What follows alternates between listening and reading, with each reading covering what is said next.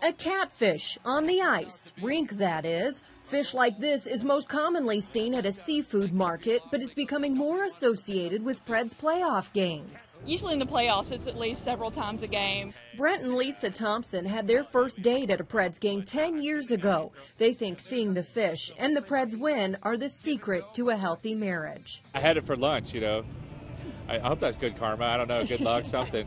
Area businesses are banking on it too. Little's Fish Company in Germantown is hoping to cash in on the catfish craze. We ordered the whole catfish for the day. For the predators, they like taking it and throwing it out there on the ice. In fact, Little's ordered 3 whole catfish for today for that reason. All that's left of the fish closer to game time are the ready-to-cook nuggets. We would take them and skin them and gut them and cut them up in catfish steaks and sell them. It's their busiest day of the week. Business is booming. It's something Little's anticipates every year for playoffs, and these fans have come to look for it at every game, making note of the details. Last game, it looked like one of them's still alive. The ice girls they have no fear. They come up, pick it up with their bare hands, and I swear the thing was still wiggling. While these fans like the idea, they say they wouldn't do it themselves. That doesn't stop us from inspecting their bag before they go in. We usually have a whole lot more.